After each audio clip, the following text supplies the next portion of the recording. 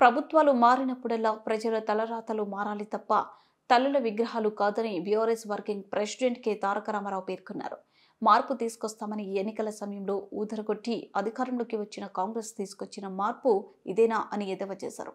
రాజసం ఉట్టిపడే తెలంగాణ తల్లి రూపాన్ని మార్చిన కాంగ్రెస్ పార్టీ తెలంగాణ సంస్కృతి సాంప్రదాయాలను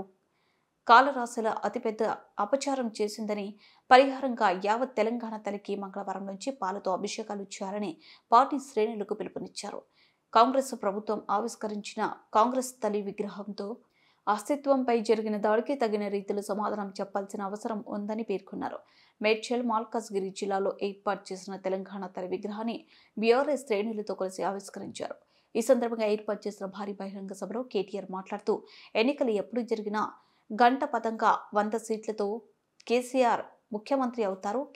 కేసీఆర్ ముఖ్యమంత్రి అయిన మొదటి రోజునే సచివాలయం ముందు ఏర్పాటు చేసిన రాజీవ్ గాంధీ విగ్రహాన్ని సకల మర్యాదలతో గాంధీ భవన్ కు తరలించడం ఖాయమని కేటీఆర్ విమర్శించారు. ప్రజలకు తమ కల నెరవేరిన ఈ రోజు డిసెంబర్ 9 నాడు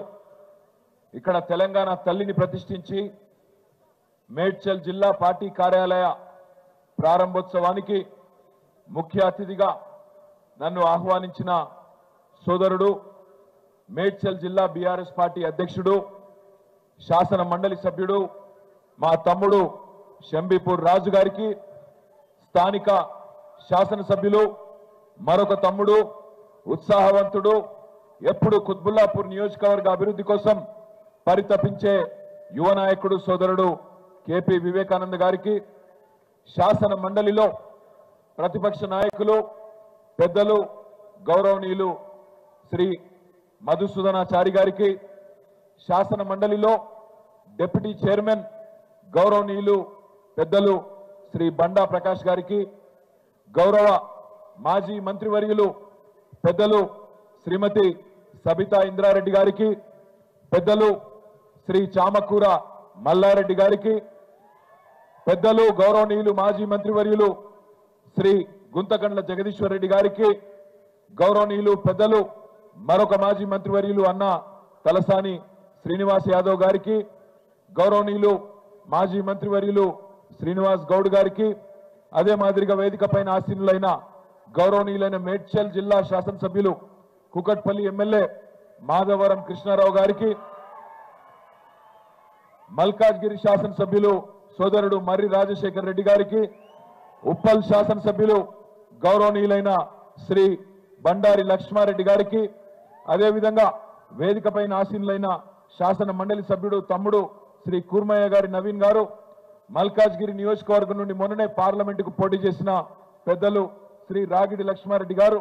మరొక మాజీ మంత్రివర్యులు అన్నగారు శ్రీ వేముల ప్రశాంత్ రెడ్డి గారు, వేదిక పైన ఆసీనులైన పేరు పేరున మా అక్క